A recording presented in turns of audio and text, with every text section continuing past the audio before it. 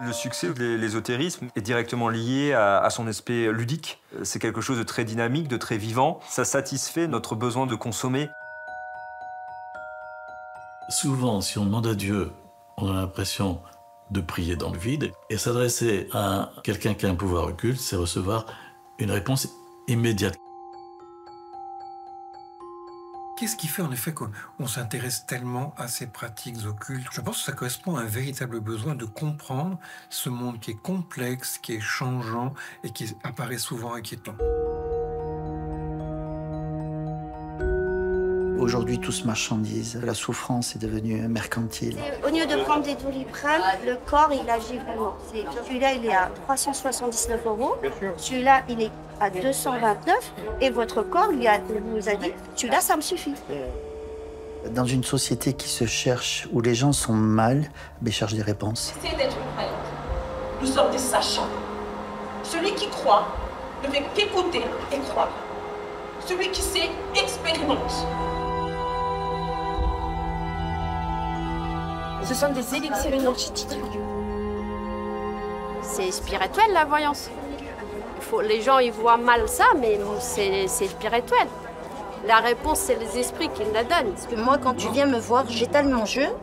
Et une fois que je l'ai étalé, c'est moi qui te raconte finalement ta vie, passé, présent et à venir. Tu as eu des soucis au niveau du travail. Hein? Tu auras des contrats qui vont arriver, Inch'Allah.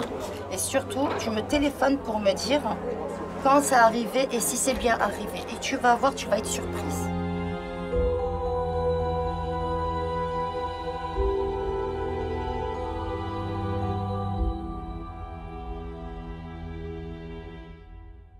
L'occultisme, concrètement, apparaît au XIXe siècle dans le sens de sciences occultes. C'est-à-dire que c'est des techniques, des connaissances cachées.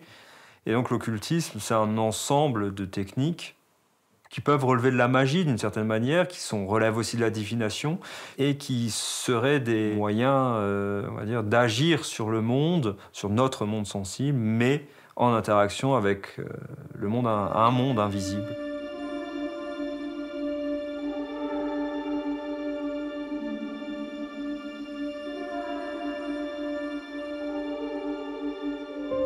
Le succès de l'ésotérisme aujourd'hui s'explique principalement, je pense, par la perte de sens qu'on a dans notre vie au quotidien.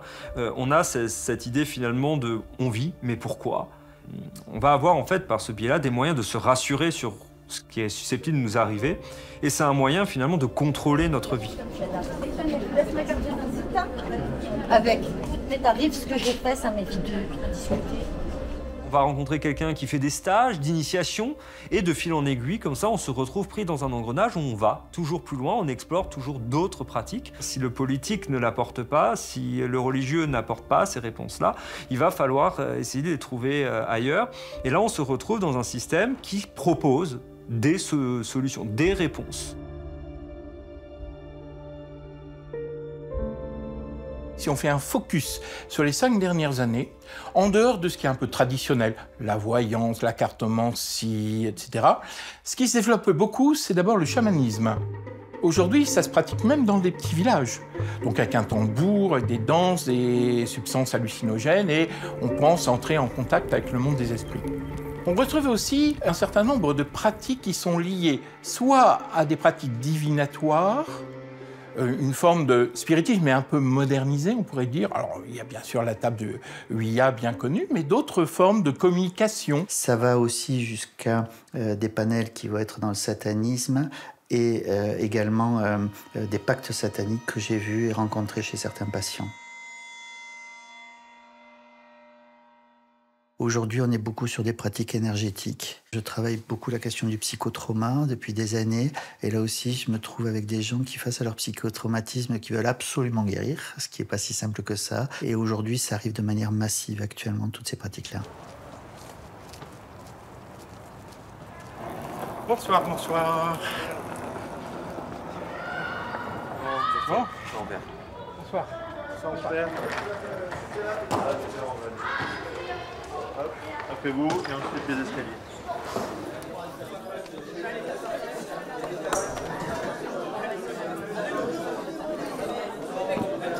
Il est important qu'on puisse parler auprès de la jeunesse de toutes ces questions-là, parce qu'on est dans un monde baigné par l'occultisme, qui se développe de manière exponentielle. Forcément, il faut qu'on puisse mettre en garde, d'autant plus que dans l'Église, on ne parle pas tellement de ces sujets-là. Ce qui me frappe, c'est que ces derniers mois, dernières années, les demandes sont incessantes. Des paroisses, des groupes de jeunes, même dans le domaine profane. J'ai rencontré des personnes qui pratiquaient ça, donc dans la cour de récréation, etc. Ça m'a toujours fait assez peur, moi, j'avoue.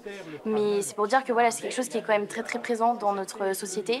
Et c'est un public très jeune qui est exposé, en fait. L'adolescence est une période de mutation, qu'elle soit physique, physiologique, mais aussi, il ne faut pas l'oublier, existentielle. Et la question de tout ce qui est du New Age passe énormément par les réseaux sociaux type TikTok. Le nombre de vues est exponentiel et il y a un hashtag sur le satanisme, par exemple, qui est vu à hauteur de 30 milliards, dont la majorité sont faits d'adolescents.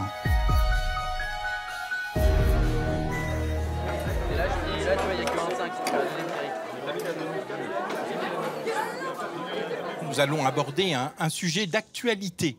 Alors je voudrais commencer d'abord par une question. Est-ce que nous sommes dans un monde rationnel ?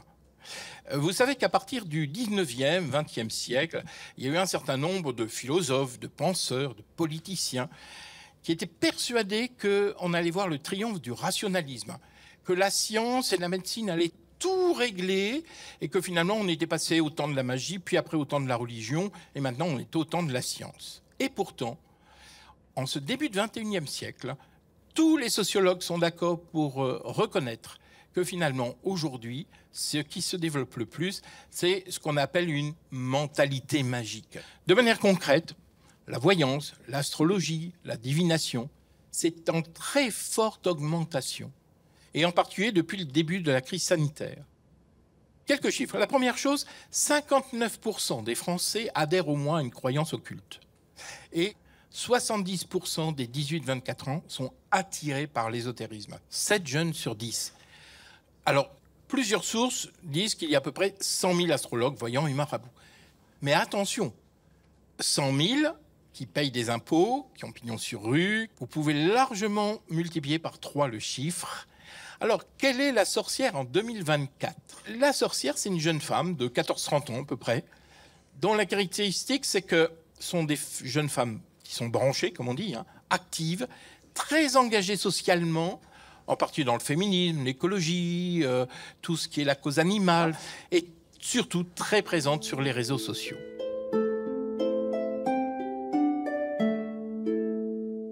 Alors aujourd'hui on se retrouve pour un nouveau format de vidéo qui risque d'être en beaucoup de parties sur ma chaîne. C'est des revues d'oracles et de tarot. Là on est sur la page YouTube d'une des sorcières stars en France, Sarah Hall, qui sur TikTok compte plus d'1,4 million d'abonnés. Et on a notamment sa deuxième vidéo, c'est comment devenir une sorcière. Donc c'est un peu en mode tuto. Vous n'avez plus besoin d'une initiation maintenant, de rencontrer une sorcière. Vous allez sur Internet et puis on vous explique comment devenir une sorcière. Donc là, on est sur un autre compte de sorcière, Fairy Stone. Là, c'est une petite vidéo qui montre aussi la dynamique. On voit un unboxing, donc une commande qui arrive avec des objets qu'elle commente et on voit cette dimension qui est finalement celle de la consommation. Ce sont des objets utiles au rituel, mais finalement, c'est surtout une esthétique.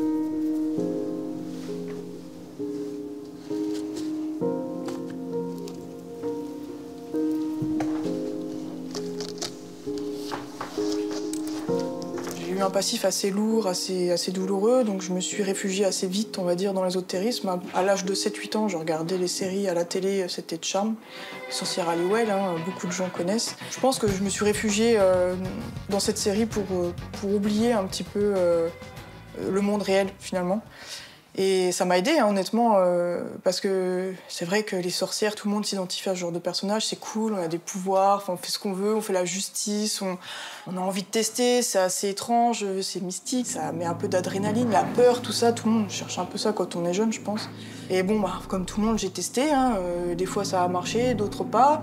Mais après, quand j'ai perdu ma maman, pour moi, ça a été un peu la descente aux enfers. J'étais assez proche d'elle et c'est vrai que je me suis encore plus réfugiée dedans. J'avais qu'une envie, c'était de lui parler, finalement. Donc c'est vrai que j'ai déjà fait des séances de spiritisme toute seule dans ma chambre, à essayer de lui parler. Et puis c'est vrai que ça marchait. Donc après, tu te dis, il faut le dire, ça marche. Et c'est ça qui est très dangereux, parce que finalement, on s'isole là-dedans, et c'est là que commence toute la dangerosité de tout ça.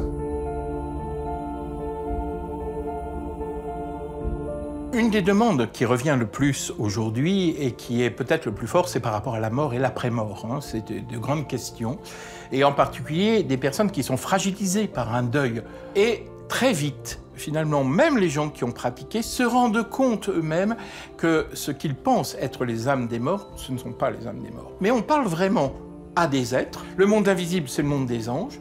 Les anges sont discrets, mais les anges déchus, qu'on appelle démons, eux, profitent de la faille pour prendre contact avec nous. Ce sont des êtres qui ont la connaissance du passé. Ils peuvent usurper l'identité d'un défunt. Le drame le plus gros, c'est que ça empêche les gens de faire leur deuil.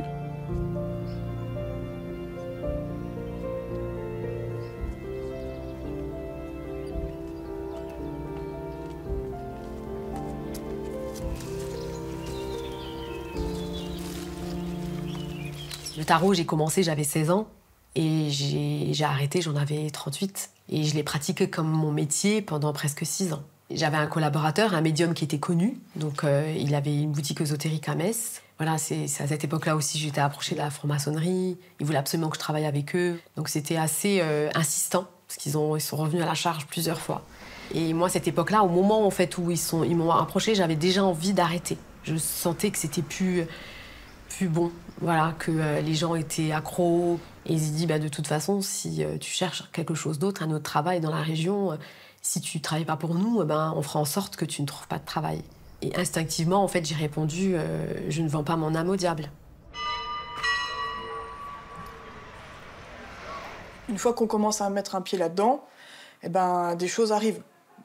Donc finalement, j'ai touché à beaucoup de choses. Hein. J'ai fait donc de la voyance. Ça a été après les soins énergétiques. Après, il y a eu la radiesthésie, donc le pendule qui est arrivé naturellement. Le magnétisme, finalement, développer ce magnétisme, le fait de travailler avec les mains, de ressentir les blessures au niveau de l'âme, etc. Ça me faisait peur, honnêtement, parce que je maîtrisais plus rien, en fait. Et là, je me suis dit, je touche à des trucs que je ne comprends pas. On retrouve des personnes qui sont en quête d'une existence, des personnes qui peuvent dire, et ça aussi c'est important, qu'à un moment ils peuvent être dans aucune croyance particulière, ils sont même très rationalistes, mais la vie fait qu'ils ont fait une rencontre. Je grandis dans une famille athée, anticléricale, et pour moi les gens qui croient sont des moutons. À 21 ans, j'ai une amie qui s'initie à l'occultisme, même si on n'utilise pas ce mot-là. Elle fait du pendule, elle fait du magnétisme, de la méditation, purifie ses chakras, etc. Donc ça m'intrigue. Donc je commence à lui poser de plus en plus de questions. Ça me fait un peu peur parfois. Mais malgré tout, en fait, je creuse un truc en moi et je finis par m'embarquer avec elle dans cette aventure de l'ésotérisme. Suite à un cours de yoga, j'ai commencé à avoir des visions.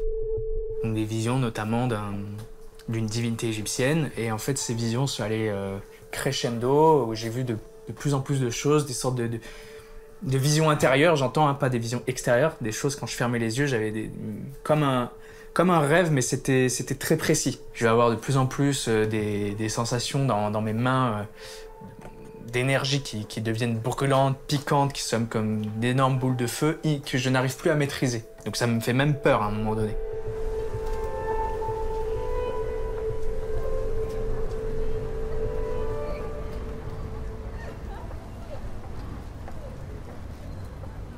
Je suis venue au Laoshi après avoir rencontré une médium qui était initiée à cette énergie.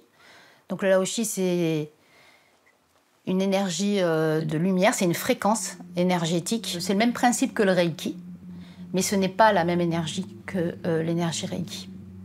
C'est une énergie qui est très puissante, avec laquelle on peut soigner tout ce qui est physique, émotionnel, et avec laquelle on a des résultats bluffants, vraiment bluffants, et très, très, très rapidement. Quand j'ai été initiée au Laoshi, pour moi, ça a été foudroyant, c'est-à-dire que vraiment, l'énergie, je l'ai reçue et je l'ai ressentie de manière très puissante. Ça a développé chez moi des visions pendant les soins, des visions très précises sur la personne, sur sa vie, sur l'enfance, sur les problématiques. Je voyais aussi les vies antérieures des personnes, certains traumas qui étaient arrivés dans les vies antérieures. Ça a commencé dans la soirée du 30 octobre 2016 où on passe une soirée entière de méditation, soins énergétiques, pendules, enfin toute la panoplie qu'on avait. Au cours de cette soirée, dans la méditation que je fais, alors déjà je commence à me cabrer physiquement, donc je commence à avoir le dos qui se tend, toute la nuque qui se tend, mes yeux se révulsent et une voix qui dit en moi, donc une voix rauque quand même, qui dit « Je suis Horus et maintenant voilà ce que vous allez faire », qui nous donne un peu une sorte de plan et d'ordre. Grosso modo, il faut continuer les rituels, il faut en faire plus. Et après, peu à peu, au cours de ces soirées-là, ça va aller de plus en plus loin. Ça va être, bon, maintenant, il faut partir de cette maison-là, il faut aller dans l'appartement d'un tel, il faut faire tel rituel. Et en fait, on part dans une sorte de monde parallèle. C'est-à-dire qu'on n'est plus connecté à la réalité à ce moment-là. On décroche, quoi. Mon frère nous voit dans cet état-là et il décide d'appeler la police et les urgences, qui finissent par nous embarquer aux urgences psychiatriques de Toulouse. Les médecins m'ont souvent demandé aucune prise de drogue. Je tiens à le préciser, quand je rentre dans le New Age, c'est même le moment où j'arrête de fumer du cannabis. Donc ça fait plusieurs mois qu'en fait je prends plus de drogue par volonté de purifier mon être. L'analyse qui a été faite, c'est que j'avais des bouffées délirantes aiguës. Et peut-être ce qu'ils essayaient de discerner, de savoir, c'était si j'avais une maladie psychiatrique plus profonde, comme la bipolarité ou la schizophrénie.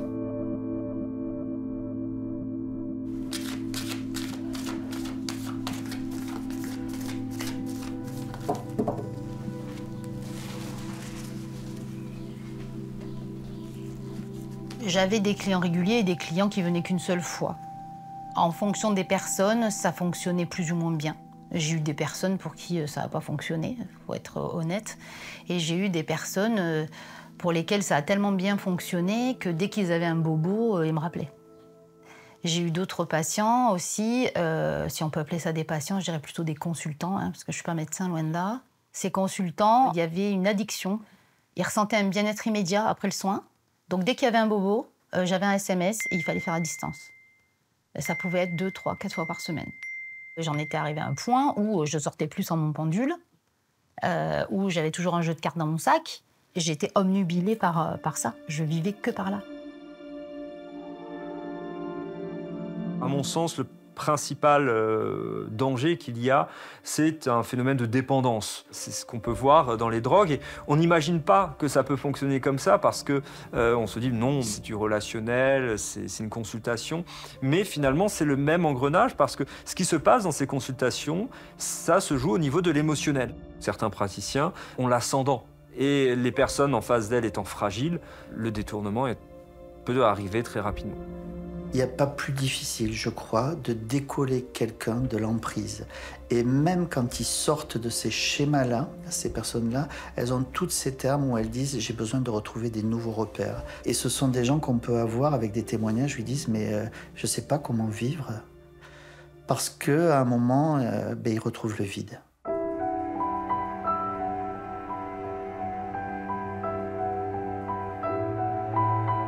Le danger intervient d'abord quand la posture de la personne est une posture orgueilleuse. Donc elle cherche d'abord à se valoriser.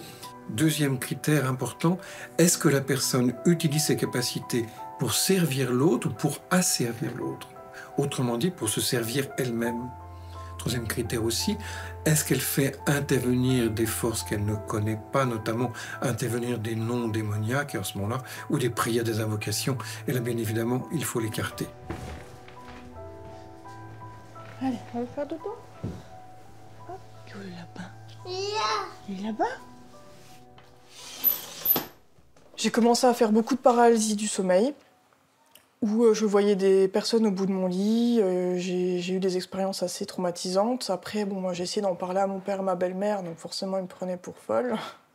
Et puis, quand ma fille est née, donc, on m'a mis ma fille dans les bras et on m'a dit voilà, votre fille a une chance sur 2 de pouvoir marcher. Donc, ça m'a fait un choc parce que je me suis dit, bon, voilà, je suis jeune maman. Ça continue. Les problèmes continuent dans ma vie. Et puis ma belle-mère, quand elle est venue me voir, me rendre visite, elle m'avait emmené un jeu de 32 cartes. Et puis finalement, c'est comme ça que j'ai commencé à tirer les cartes aux personnes. Et puis, donc à l'époque, j'avais 25 ans. Au départ, c'était pour la connaissance d'une copine, après c'était la voisine, après c'était ainsi de suite, après c'était par téléphone, et ça a commencé comme ça. J'ai été formée aussi pour tout ce qui est soins, donc j'ai fait des soins énergétiques, je me suis fait mon cabinet dans ma maison, et puis c'était vraiment tout dans le bien-être, hein, bien sûr, parce que je faisais vraiment ça, pourquoi? Pour aider les gens. Parce que finalement, pourquoi faire de la voyance, pourquoi faire du contact défunt? C'était pour donner un espoir aux gens. J'avais vraiment le sentiment de pouvoir les aider dans cette démarche. Alors ce qui est encore plus dangereux, c'est qu'on sait que tout ça, ça marche. Mais ce qui est plus difficile, c'est de discerner du bien du mal. Ça se présentait plutôt comme un groupe d'êtres de lumière. Alors aujourd'hui, on dit beaucoup les guides, on entend beaucoup, ah bah mes guides me disent, voilà, on me dit que, voilà. C'est des termes que j'ai beaucoup employés. J'étais persuadée de travailler avec des anges et des archanges parce que c'est comme ça qu'ils se présentaient à moi. Vous avez le sentiment que vous êtes dans la lumière. Ce mot revient sans arrêt dans les énergies. Des énergies de lumière, des êtres de lumière, on est dans la lumière. Voilà, on va vers l'ascension de notre âme, on transcende ce qu'on est. Pour moi, j'étais dans l'énergétique, pour le bien de tous et pour mon propre bien. Alors, tout le décorum qui est autour du New Age, de l'occultisme, c'est très sexy. C'est un peu comme chez Mickey, vous voyez? C'est un peu comme à Disneyland. Ça brille. Les cartes, elles sont belles, il y a des beaux anges dessus, il y a des fées, tout ça. Vous prenez le pendule, ça marche tout de suite. Et puis alors, vous avez une collection de pendules, d'objets qui sont plus jolis les uns que les autres, ça brille. Et de toute façon, ce qui est le plus sexy, c'est de se rendre compte que ce qu'on fait, ça marche. Quand vous tirez les cartes à quelqu'un et que la personne face de vous dit « Ah ouais, mais comment tu sais ça? Trop bien. Ah mais je suis trop forte. » Dans la pratique, en fait, du tarot, de la voyance, alors il y a déjà une part psychologique aussi. Nous, ce qu'on perçoit, en fait, que ce soit dans la lecture du tarot ou les perceptions, il y a forcément, voilà, du vrai, mais il y a toujours 1% en fait de faux. Et puis parfois, ce qui moi, en fait, était par contre aussi pesant, c'est de me dire, je peux dire quelque chose à quelqu'un et puis ça va la détourner en fait de son chemin initial. Et ce qui est le cas. Pour prendre des décisions à un moment, et je l'ai vu même dans des statuts sociaux très très élevés, ils font appel à l'ésotérisme, la voyance ou l'occultisme pour savoir quel choix poser dans leur existence et leur vie. Ce qui donne une aliénation complète à l'autre. On n'est plus du tout dans un système de liberté du sujet ou de singularité, mais on est vraiment dans une codépendance avec quelqu'un qui pense pour l'autre.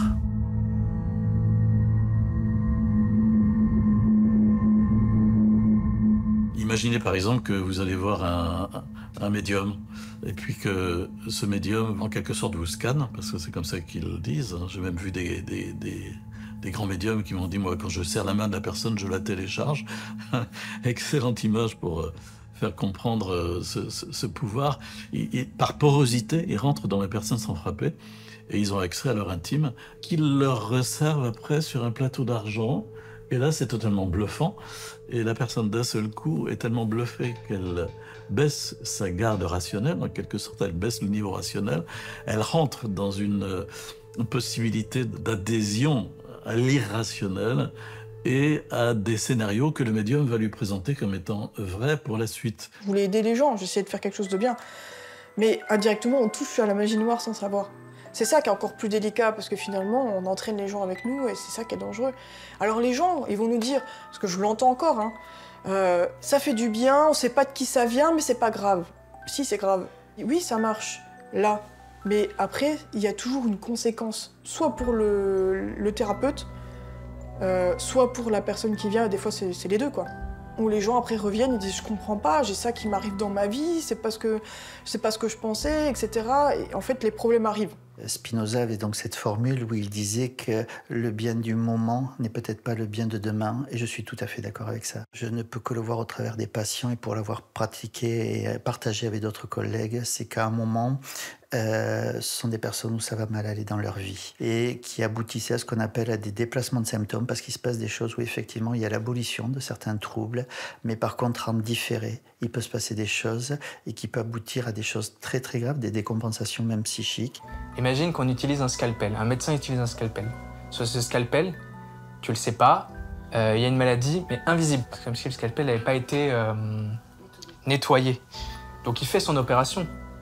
Il ouvre, il referme, t'es guéri de ton os cassé. Ce que tu sais pas, c'est qu'en toi était déposée une autre maladie, invisible, qu'on ne peut pas voir, et qui va se développer avec le temps. Ce parallèle, c'est pour dire que c'est pareil avec le magnétisme, avec le Reiki et avec tout médium et énergéticien. Il utilise un outil qui a des effets concrets, immédiats, mais qui dépose en soi une sorte de poison à long terme. Ce n'est pas parce que l'on a l'impression que cela fait du bien que c'est bien. Toutes les citations dans l'Église le disent. Il n'y a pas une bonne magie, une mauvaise magie, une magie blanche, une magie noire, donc on pourrait faire de la magie blanche positive, de guérison, etc. Parce que tout ce qui est de forme de la magie ne vient pas de Dieu, parce que ça passe par le truchement d'esprits mauvais. Alors pourquoi, vous allez dire? Parce que, après tout, les coupeurs de feu sont même utilisés dans certains hôpitaux. Alors, guérissent-ils vraiment ou apportent-ils un soulagement? En tout cas, soyons honnêtes, ça marche. Parce que la magie, ça marche. Jamais l'Église ne dit que la magie, ce qui est à base de magie, ne fonctionne pas. Les deux attitudes de fond pour moi, c'est accueillir, écouter la personne et discerner. D'où la question, quels sont les critères de discernement? Il y a deux types de critères, ce qui concerne la méthode elle-même, la technique qu'on va évaluer, et deuxièmement, celle qui la pratique, la personne qui la pratique. Pour les critères de discernement, ça va être est-ce que c'est conforme à la raison? Est-ce que c'est, par exemple, scientifiquement validé? Deuxièmement, est-ce que c'est conforme à l'éthique? Donc, est-ce que c'est respectueux de la personne? Et troisièmement, est-ce que c'est conforme à la foi? Donc, est-ce que c'est conforme et non pas contraire à ce que dit le magistère ou la foi? Deuxième type de critères, les critères qui concernent le thérapeute lui-même. Premièrement, en effet, est-ce qu'il est compétent? Est-ce qu'il a les diplômes et l'expérience? Deuxièmement, est-ce qu'il est honnête avec des prix eux-mêmes qui sont mesurés avec un nombre de séances limitées. Troisièmement, est-ce qu'en effet son attitude montre qu'il n'est pas dans la toute-puissance, mais dans l'écoute et l'humilité, acceptant aussi qu'il ait des confrères qui puissent compléter ce qu'il fait. Quatrièmement, est-ce qu'il respecte ma liberté, la liberté du patient, ses convictions. Cinquièmement, est-ce qu'il est transparent dans ses méthodes? Je peux lui poser des questions, il va me dire comment il procède. Et sixièmement, qu'il n'y ait pas des éléments occultes, une prière à Satan, à Judas ou je ne sais pas quoi. Le démon existe. Le démon est une créature angélique déchue. Il n'est pas mauvais par nature, mais par choix. Et deuxièmement, que le démon peut agir et agit effectivement. Par contre, j'aime bien cette parole d'un père du désert qui dit « Le démon est comme un chien qui aboie, mais qui est attaché. Si vous vous approchez, il vous mordra. Mais si vous ne vous approchez pas, il ne vous mordra pas. » Quand on fait une demande de service occulte, on reçoit une sorte de petit bien, on a l'impression d'avoir reçu quelque chose. Ça va mieux, un peu mieux. Ensuite, il fait payer les choses qu'il a données de façon tout à fait cynique, en pourrissant la vie de la personne par des phénomènes qui s'installent dans sa vie. Le phénomène numéro 1, c'est tout va de travers dans ma vie, je n'arrive à rien, chaque fois que je commence quelque chose, ça se casse la figure. J'ai un frein, vraiment c'est épouvantable, une sorte de symptôme d'enfermement dans la poisse, dans l'échec, dans tout va de travers. Et souvent, on constate que les personnes font état de phénomènes paranormaux qui se sont installés dans leur vie, où le démon roule dans la farine de leur perception pour leur faire entendre des choses que les autres n'entendent pas, voir des choses que d'autres ne voient pas, sentir ou être touchés, griffés, que sais-je. Il y a toute une panoplie qui concerne les perceptions, les sens. Il y a une aliénation subtile qui se fait par le monde subtil, par toutes ces entités qui sont tout le temps autour de vous, parce que moi, ils me sollicitaient tout le temps. C'est-à-dire qu'ils me réveillaient la nuit. Pendant mon boulot, j'avais des contacts défunts qui arrivaient comme ça. Je faisais du contact défunt en pleine réunion. On est sous emprise, ça c'est clair. Mais on s'en rend pas compte tout de suite. On s'en rend compte parce que finalement, on tombe malade. On se dit, il y a plein de problèmes dans ma maison, qu'est-ce qui se passe? Et c'est pour ça que j'ai arrêté, parce que ça prenait trop d'impact dans ma vie personnelle. Mon fils ne pouvait plus dormir dans sa chambre. On avait des manifestations dans la maison. Les enfants peuvent en témoigner. Des choses volées dans la maison. Des choses tombées, cassées, sans qu'on les touche. On pouvait plus dormir, c'était horrible. Et donc là, j'ai dit, il faut que je me fasse aider. Le déplacement de symptômes, il peut être 6 mois, 1 an. Dans le psychotrauma, par exemple, on voit des différés qui peuvent apparaître 10 ans après. Donc c'est quand même des choses qui sont d'une grande complexité. Par exemple, c'est une personne qui va aller mieux, se sentir soulagée, mais à 6 mois, 1 an ou 1 an et demi peut-être, elle va avoir par exemple un syndrome dépressif. Donc, si on prend la question des capacités médiumniques, c'est pas soit ça vient de Dieu, soit ça vient du démon. Il y a des prédispositions. Il y a des personnes qui ont une très grande sensibilité. Les études américaines disent que c'est à peu près 10-15% de la population. Et des personnes qui ont une très grande intuitivité. Ben, ce sont des vraies qualités qui demandent à être éduqués, qui demandent un discernement, et non pas à être suspectés.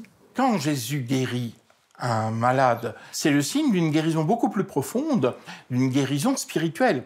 Jésus vient nous libérer, non pas de nos petits problèmes physiques, ou qu'on soit mieux dans nos baskets. Cela ne veut pas dire que dans l'Église, il n'y a pas des personnes qui vont avoir cette mission de recevoir ce que nous appelons des charismes, charismes de guérison, charismes de connaissance, etc., qui pourraient être confondus.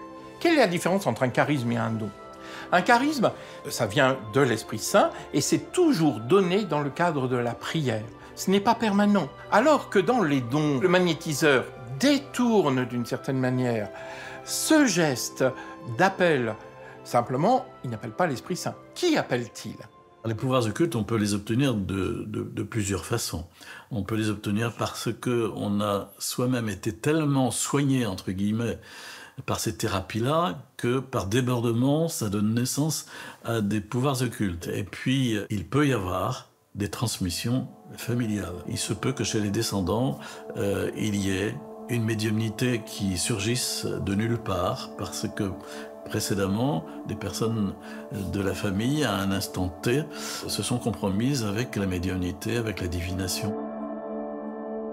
On avait tendance à dire en fait dans la famille que mon arrière-grand-mère pratiquait de la magie blanche et ma grand-mère qui elle en fait a choisi l'ombre. Elle faisait des rituels, donc elle rentrait en transe où les esprits parlaient à travers elle. Et à partir de là en fait elle avait des informations qui venaient comme les chamans. Elle commerçait on va dire avec les esprits. Et moi, très vite, petite, quand j'avais ces petits tambours, très vite, moi aussi, je rentrais en transe. Mais ma mère, en fait, elle m'a vite sortie de là en me disant « Non, tu assistes pas à ça ». Et ce qui est assez impressionnant, c'est que du moment où j'ai eu le tarot en main, je n'ai pas eu besoin, en fait, d'apprendre. J'ai tout de suite su, en fait, naturellement. L'impact de la sorcellerie dans ma famille, ça a été au niveau de la santé. En fait, on avait une poisse. On avait vraiment... et cette poisse-là, elle nous a pas lâchés, quoi.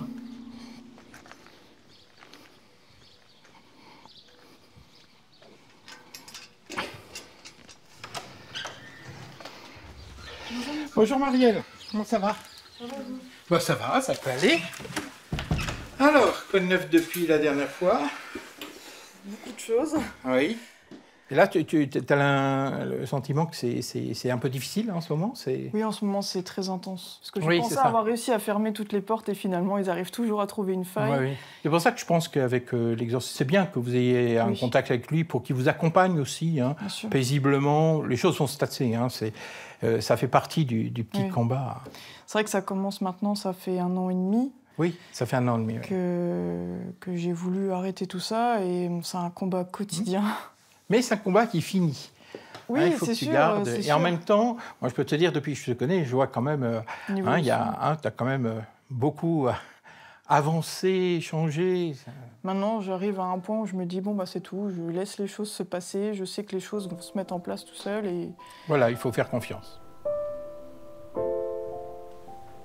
Que ce lieu soit désormais consacré à Dieu pour la création, dans la lumière et la paix.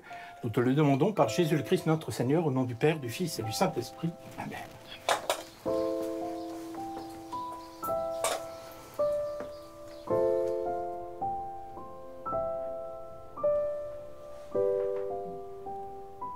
Quand je suis sorti de l'hôpital psychiatrique, en fait, j'étais toujours à fond dans les mêmes croyances, dans les mêmes pratiques. J'ai continué à faire du pendule, à magnétiser, à méditer, à regarder les mêmes vidéos. On n'avait pas eu besoin de ça d'un gourou, on n'a pas eu besoin d'une secte, on a eu besoin d'Internet. L'auto-endoctrinement endort la raison, elle met la raison de côté. Le système rationnel n'a pas lieu d'être, il est mauvais, il faut tout raisonner à l'intuition. Et dans ce truc-là, j'ai quand même une grâce qui est, à un moment donné, j'ai un doute. Doute que j'essaie d'éliminer, doute que j'essaie de chasser, mais je me dis, peut-être que je me suis trompé, peut-être que mes croyances ne sont pas les bonnes. Les solutions pour sortir de ces pratiques, elles sont complexes, parce que quand elles y sont, on ne peut absolument pas en psychothérapie aller critiquer. Le risque qu'il y a, c'est d'aller critiquer le système dans lequel elles sont enfermées.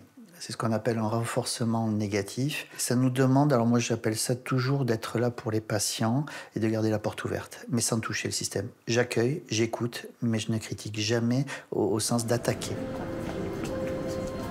L'effort intellectuel qui est demandé à la personne qui vient consulter n'est pas le même que ce qui va être demandé, par exemple, chez un psy, où on attend de la part de la personne qui vient un effort intellectuel. Là, dans l'ésotérisme, dans l'occultisme, on raisonne beaucoup par le symbole, mais le thérapeute apporte la réponse. Il n'y a pas ensuite de travail, d'analyse, de digestion, de reformulation, de déchiffrage. Et on a cette idée, finalement, d'ésotérisme, que c'est un peu du prêt-à-penser, quelque part. Dans ces questions-là, on est complètement à l'opposé, c'est-à-dire que la personne, elle le sait pour l'autre. C'est pas du tout nos métiers, en principe. On n'est pas du tout dans la même voie d'accompagnement. La question de venir nous voir, c'est qu'on met quelqu'un, on appelle ça mettre quelqu'un au travail. C'est comment il va se penser, comment il va être plus libre d'être, quelle est la fonction du symptôme. Ce qui m'intéresse, c'est de voir quel est le chemin de la personne. Je vois que souvent, la personne elle-même était d'abord dans une vie où elle était à l'extérieur d'elle-même, où elle était dans la consommation, dans le matérialisme, dans le stress. Alors que là, elle va découvrir qu'elle a une intériorité, elle va découvrir une paix. Et donc pour elle, c'est un véritable progrès. Parce qu'elle passe de l'extérieur à l'intérieur, elle passe du stress à la paix.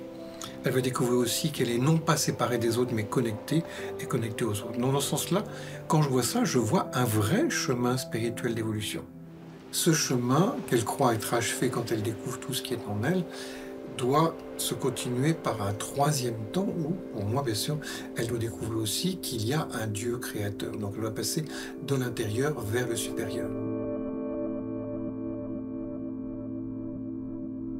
J'étais assise avec mon grand-père en train de regarder le film Jésus. J'avais 5-6 ans et je pleurais quand j'ai vu le Christ se faire crucifier. Enfin, Et lui me dit « Mais pourquoi tu pleures? C'est le Dieu des chrétiens, t'as pas à pleurer. » Et moi, je l'ai regardé, j'ai dit « Ben non, c'est aussi mon Dieu. » Et mon père, en rentrant du travail, mon grand-père, il dit « Oui, bah, ta fille, elle a choisi le Dieu des chrétiens. » Moi, j'ai toujours cherché Dieu. J'ai eu besoin, en fait, de le chercher ailleurs et ça a mis plusieurs années avant de le trouver. Au moment de ma conversion, j'ai eu des combats spirituels, j'en ai eu beaucoup. J'ai eu plusieurs attaques nocturnes d'entités démoniaques. Je me suis aperçue justement que ça s'est atténué en faisant le rosaire. Quand je fais le chapelet, j'ai le sentiment que Marie m'enveloppe. Quand je ferme les yeux, elle est là.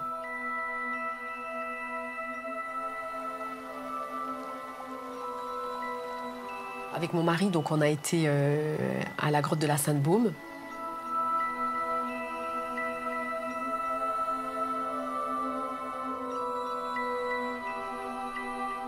Je suis descendue là où il y a la statue de Marie-Madeleine, vers le bas en fait de la grotte, et j'ai senti du feu. Vraiment, j'ai senti une chaleur incroyable qui est rentrée dans mon corps. Et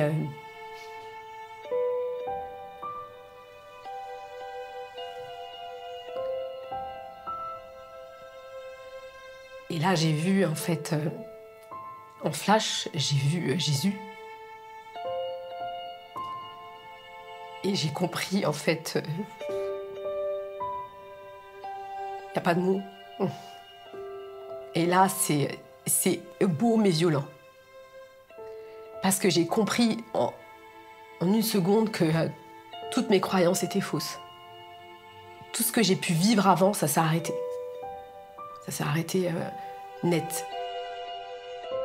Pendant un de mes soins, j'ai eu une vision très marquante. C'est-à-dire, j'ai vu arriver une religieuse avec une couronne de roses dans les bras.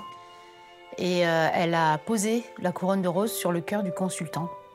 Et à la fin de ce soin, j'ai demandé au consultant s'il était croyant. Il m'a dit que oui. Et donc je lui ai dit qu'il fallait qu'il aille à la cathédrale de Beauvais, prier Sainte Thérèse et mettre des cierges parce qu'il fallait qu'il prie beaucoup. Alors je ne sais pas d'où c'est sorti, hein, parce que je ne connaissais pas Sainte Thérèse. 4 semaines plus tard, son fils est décédé, jour pour jour. Ça m'a beaucoup choquée. Et là, j'ai décidé d'aller voir Sainte Thérèse. Ça faisait 20 ans que j'avais plus mis les pieds dans une église.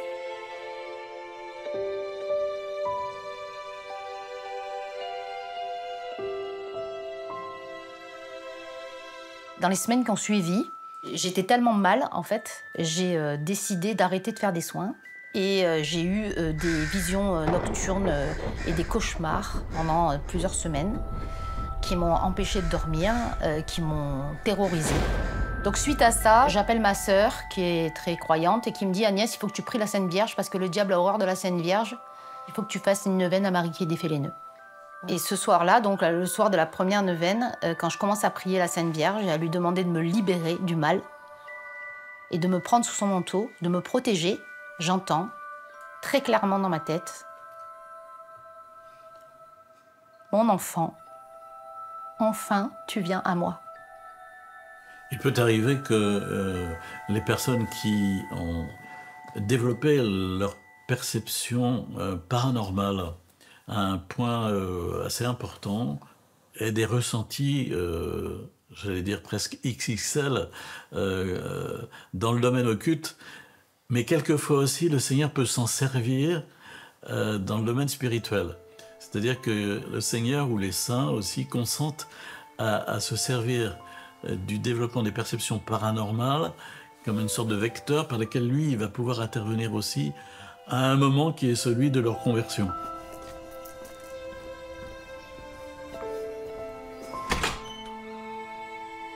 Yes, entrez. Quand les personnes sont dans cette phase de conversion, qu'elles ont compris qu'elles voulaient quitter ces pratiques, elles le font avec un très grand désir d'aller vers Dieu.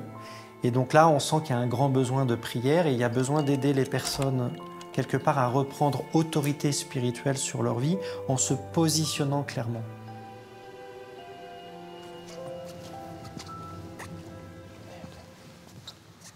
On va faire une génuflexion pour commencer. Puis voilà.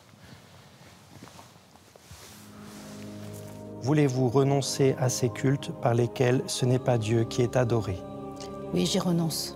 Refusez-vous de recourir aux sorciers, aux magiciens et aux féticheurs ou encore aux astrologues et aux voyants?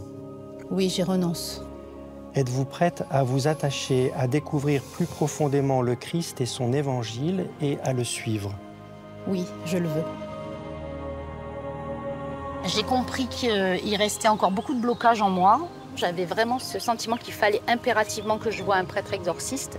Donc j'ai dû lire 7 fois une prière de renonciation. Le prêtre disait lui-même une autre prière en demandant aux démons de sortir. Et donc là, ça a été vraiment très très difficile à vivre parce que j'ai eu des vertiges, j'ai failli tomber dans les pommes de foie, j'ai vomi de la bile.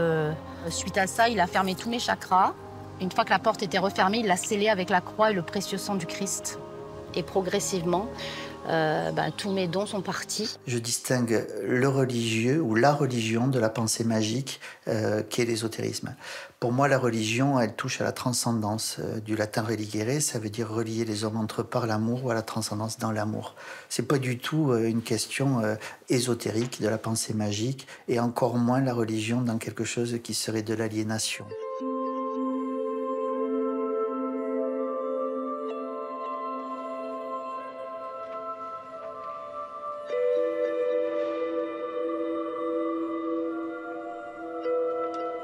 Lors de ma prière de délivrance, j'ai senti des poids qui s'enlevaient, comme des énormes enclumes dont je n'avais pas conscience, qui m'étaient retirés. J'étais à genoux à ce moment-là et je me suis lui avoir dit « Ah, merci mon père, mais continue de prier encore. » Mais j'ai rien fait, j'avais à peine de commencer. Je dis « Continue, continue », parce qu'en fait je sentais tous ces poids, tous ces liens, mais ces liens occultes, c'est-à-dire où j'étais prisonnier, qui s'enlevaient de moi. Suite à une prière à la Vierge Marie, j'ai reçu aussi une onction de douceur, comme de l'eau qui coulait sur moi, une caresse de douceur sur tout mon corps. Je crois qu'il ne s'attendait pas à voir autant de manifestations visibles. Et il m'a même dit, quelques années après, que s'il avait su, il me renvoyait tout de suite à l'exorciste. Quels sont en effet les bons moyens pour sortir de pratiques occultes? Je pense que c'est bien en effet d'avoir recours éventuellement à un exorcisme ou des prières de délivrance, mais il faudrait aussi ne pas oublier le plan psychologique. Et donc d'honorer aussi les besoins qui sont derrière, voire des blessures qui peuvent maximiser ce genre de pratique. Je crois qu'il est important de discerner la question psychologique et la question effectivement spirituelle pour dédouaner une cause qui pourrait être du trouble psychopathologique et de ne pas confondre ce qui pourrait être une question spirituelle d'une question psychique. Quand on entend des gens qui entendent des voix, il faut savoir aussi qu'est-ce que c'est cette voix, parce que ça peut être aussi ce qu'on appelle en linguistique des tics langagiers, ou alors aussi des troubles plus en psy qu'on appelle la coprolalie ou les écholalies. C'est-à-dire c'est la répétition de mots, des mots qui peuvent être orduriers, qui peuvent être blasphématoires, mais qui n'ont rien à voir, par exemple, avec des phénomènes de possession, voilà. Et c'est pour ça que c'est important, chez les exorcistes, d'avoir un professionnel qui puisse aussi évaluer ça, qui puisse orienter la personne pour discriminer et dédouaner tous les troubles psy associés et voir d'où viennent les choses. Depuis quelques décennies, on voit ressurgir partout le spirituel, mais le bon comme le mauvais. Mais c'est surtout un grand flou qu'il y a dans les esprits. Même si dans sa tradition, l'Église est très claire. Mais qui est au courant de ce que l'Église dit sur ces sujets? Et donc je crois que nous, on en parle trop peu aujourd'hui. C'est un encouragement à réaborder ces sujets en prédication. La question du spirituel, la question du surnaturel, la question du ciel, la question du purgatoire, la question de l'enfer, la question des démons, la question des anges. J'entendais il y a 20 ans un prêtre exorciste de notre diocèse dire qu'il ne croyait pas à Satan. Je vais chez Gibert Ésotérisme, le vendeur me tend la main et me montre un mur entier d'ouvrages sur les anges. Il y avait 65 livres. Combien est-ce qu'il y avait d'ouvrages de théologie catholique sur les anges?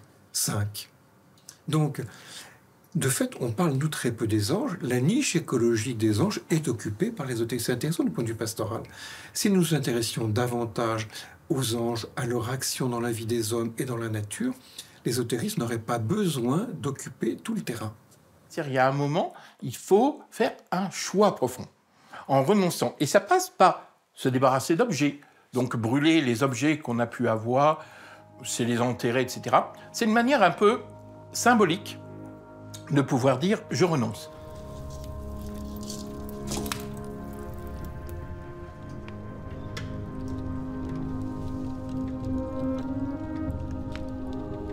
J'ai tout remballé dans des cartons et j'ai brûlé mon oracle. Et l'oracle a mis énormément de temps à se consumer.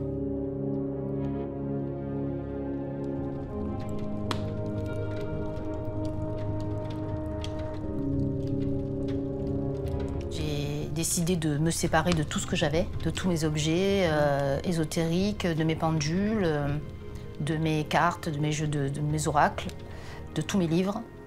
Je me suis séparée de tout et pour chaque objet jeté ou brûlé ou donné, ça me faisait comme un arrachement du cœur. Ça a été un vrai combat. Et aujourd'hui, j'ai retrouvé la joie d'être avec mon mari et mon fils, la joie de partager des moments simples en fait. Cette démarche qu'on va faire, elle va interpeller les gens, c'est peut-être aussi pour ça qu'on l'a fait. N'hésitez pas à aller leur parler. Soyez authentiques, soyez brefs, mais soyez vrais. Je me dis, Dieu fait feu de tout bois, on peut partir de très loin, passer par des choses turbulentes et il peut nous faire rejaillir, il peut nous guérir et nous donner la paix.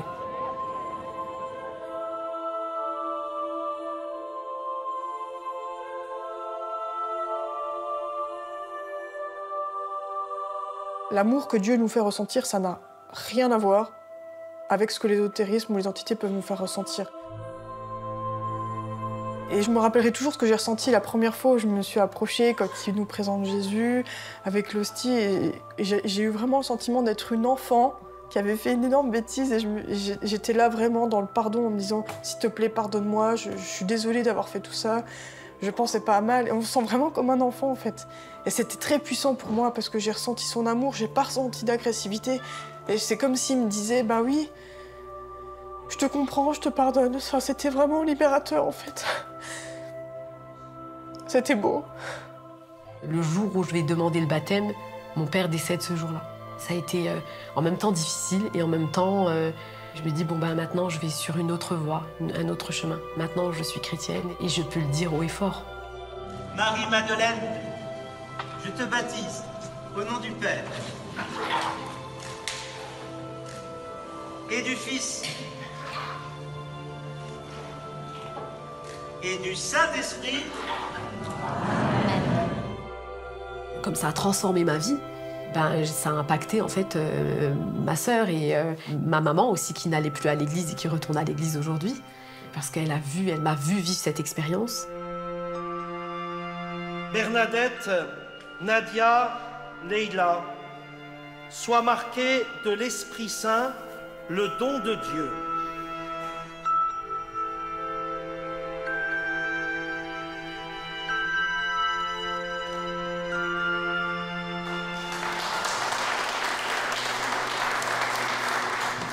Voilà, vous êtes chrétienne. Tout l'occultisme, pour moi, s'est arrêté hier. Alors, c'était son baptême, mais pour moi, ça a été une délivrance aussi.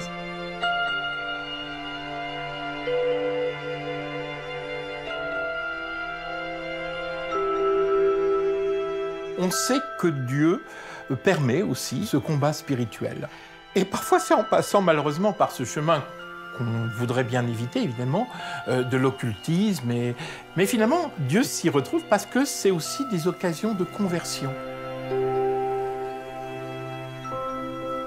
Le Seigneur, dans sa grande miséricorde, nous attire à son cœur et puis nous appelle vraiment à devenir ses témoins. Est-ce qu'on est tous un jour amenés à fréquenter l'ésotérisme, à flirter avec? Théoriquement, on est tous potentiellement un jour amenés à le côtoyer plus ou moins directement. Et plus l'ésotérisme se popularise, plus évidemment on a de chances de se tourner vers lui à un moment ou à un autre. Le rapport au véritable amour dans la construction d'une personne et dans une rencontre est un fondement aussi de la guérison, et ça j'en suis convaincu. On ne peut pas sortir de l'occultisme sans passer par Dieu. Pour moi, c'est une évidence.